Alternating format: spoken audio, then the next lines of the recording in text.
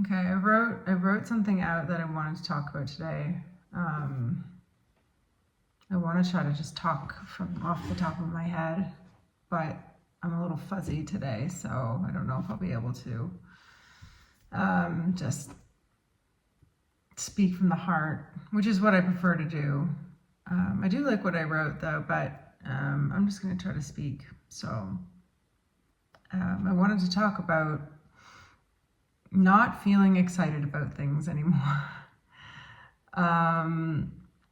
I used to have this beautiful sense of wonder about the world, about life. And I mean, you could chalk that up to youthful optimism, but it was really more than that for me. It was a sense of deep, profound connection to something creative, something emotional. When I would look at the world or see certain things that moved me, it's like I was much more deeply moved by things than I am now. Like, for example, this was about 20 years ago. I was in Switzerland, and I went to Switzerland often, but this time in particular, I felt like my senses were really heightened, and I would look at like balconies and flower pots under roofs and in little gardens and just feel this deep sense of wonder and awe and hope and mystery about the beauty of the world. It was just, and I wasn't that young. I was like 21. I felt so like the world was full of magic and every corner had something waiting to be discovered. Or like I would look at gardens and just feel this sense of freedom in my heart, that I could just, there was beauty everywhere, and beauty was just waiting to be created. And I feel like I miss this. I don't really have it as strongly anymore. Things feel kind of flat.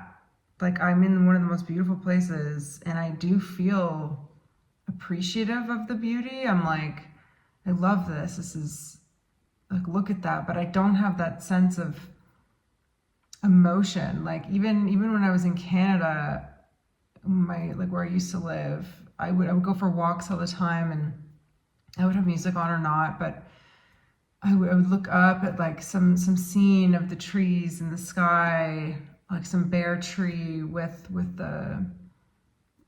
like a cloudy background, and I would be like hit with like a wave of beauty and a sense of wonder. Like I could feel like lifetimes of human hearts, like just feeling things, and songs that I've never heard before that were just beautiful. Like it was just, everything was so rich and wondrous. And I don't really feel that anymore. I mean, I look out onto the valley here, and it's beautiful. It's almost like I intellectualize it though. I'm like, yes, it's very beautiful. Like there's been a few moments here, don't get me wrong, where I was like struck down with awe and wonder. Like there was a moment where there was a family of black horses feeding on the hill, like right off the like closed road, and white egrets like just scattered about them. They were kind of like moving in tandem, and I was like, this is the most beautiful thing I've ever seen. So like, don't get me wrong, I do still experience these moments of being deeply moved by creation and by the world around me, and I see God's hand in these things. But I feel like I used to have such a rich inner world. Like the world just felt, I guess, more mysterious, but also just more touching. Like now, like I just miss getting excited about stuff. I feel like I don't really get excited about anything that much. Like I get excited about my art, but I used to get excited about like painting my room a different color. Like I was like, oh, it's gonna be so awesome when it's yellow, or it's gonna be so awesome when it's this. And now I'm like as long as it's not an ugly color, it doesn't really matter. And I guess that's like spiritual progress in a way, that I'm not like relying on material things and changing, getting a new outfit to make me happy. But I really miss that like naive excitement where you feel like a whole world awaits you around the next corner, or like just over that mountaintop. There's all these possibilities. And now I'm like, is this middle age? Is this what happens to you when you get older? You're just like, you've kind of had enough experiences and seen enough things that you just, that nothing really changes from that stuff. Like, I don't know. I guess I'm talking about two different things, where it's like, feeling a sense of anticipation and hope for the future, and also feeling deeply moved. But now, like, the world, and I've heard other people talk about this, like the world just kind of feels a bit like two-dimensional. Like, I don't know, I do still get really moved by things, but it's just not the same. Like, I had this, I guess maybe it was just youthful optimism that just gradually fades with time, but it felt so deep and so true to me that I never ever thought I would lose that.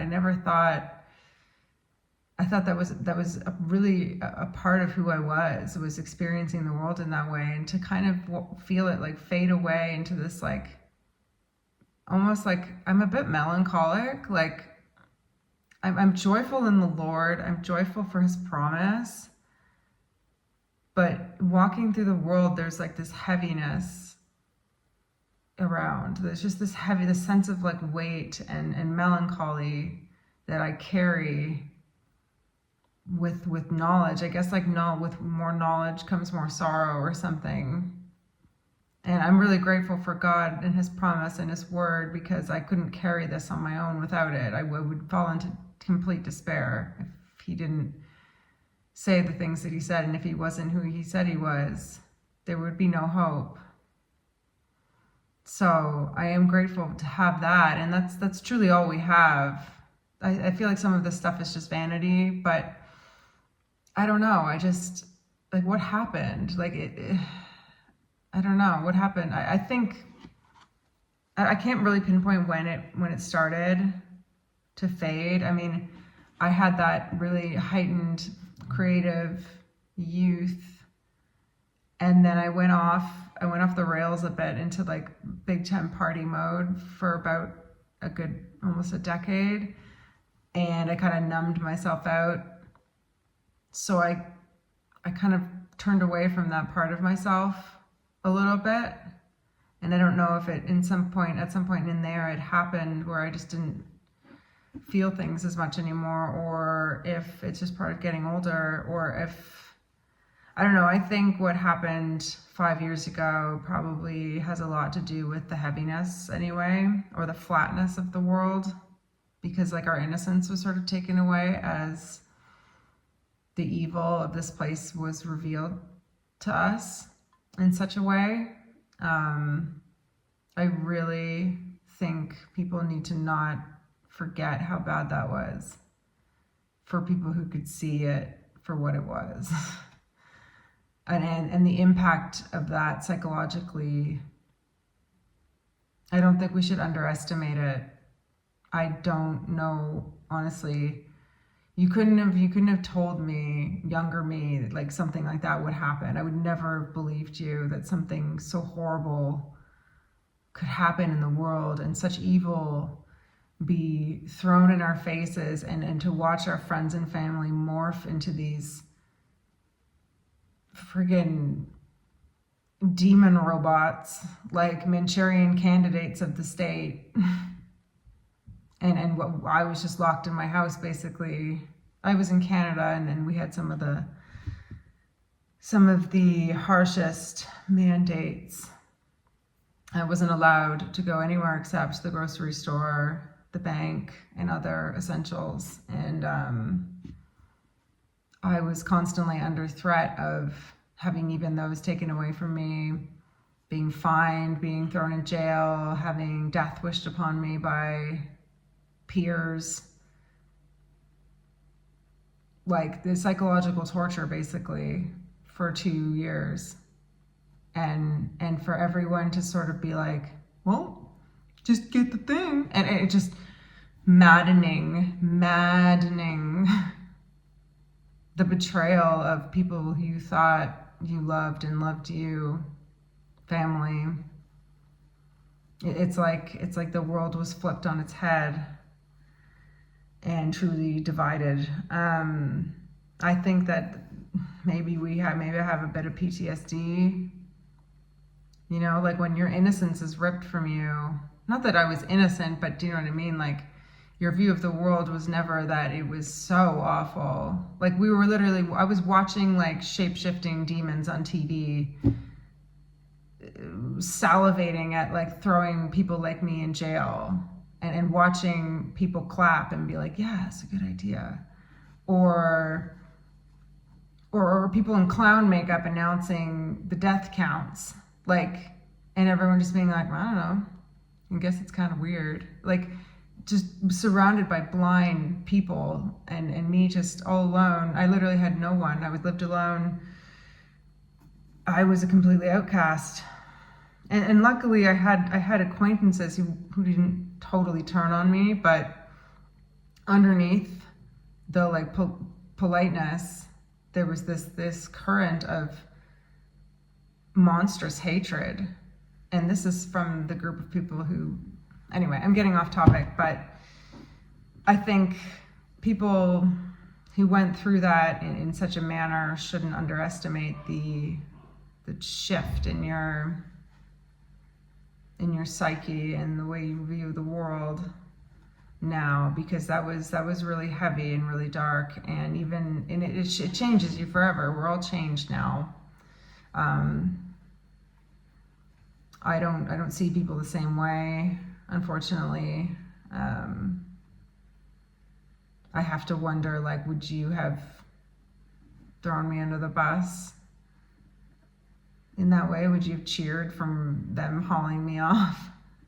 Which is like, man, the narratives that were going on at that time were just unbelievable. And then they love to say, like, it wasn't that bad. It wasn't that bad.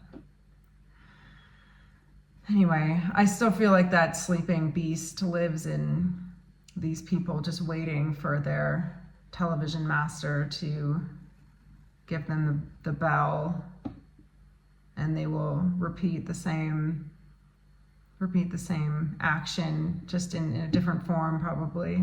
It's still in there, that I don't know how to describe it in words, but it's like they are already a part of the beast system.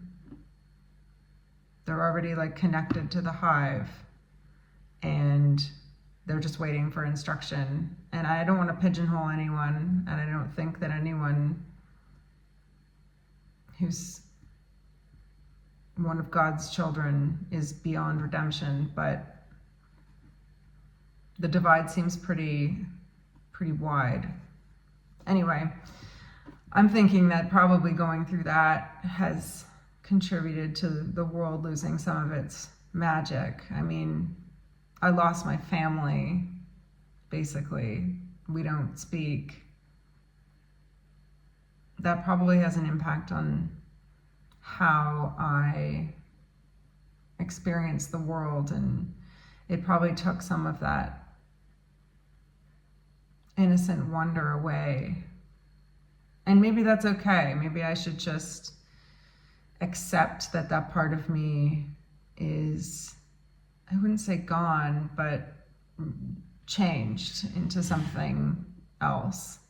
And honestly, like, in terms of spiritual growth, I think it's good to know that seeking things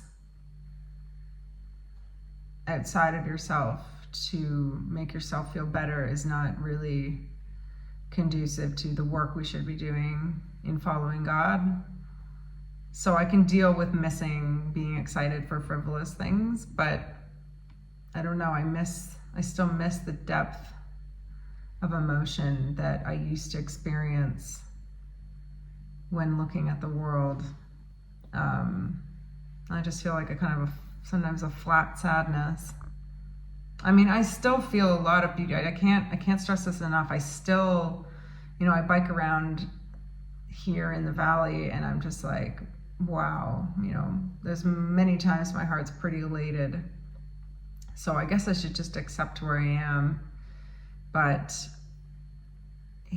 there must be reasons for this. I'm just trying to explore the reasons that this might be the case. It could also be internet usage and just the fact that our dopamine has been hijacked by short form content and constant entertainment. That could also be part of it, actually. I'm pretty I would say I'm pretty addicted to the computer. I don't really have any close friends. I get my company, my info from like YouTube, and I try not to scroll too much aimlessly, but there's usually something playing in the background. And then before, 20 years ago, I didn't have that. I just had the richness that I had to make within. So maybe that's something to think about. Anyway, I kind of like making these videos like this because it helps me figure things out as well. You feel very on the spot, but somehow it's interesting to feel like you're talking to someone, talking through it. So anyway, thanks for listening.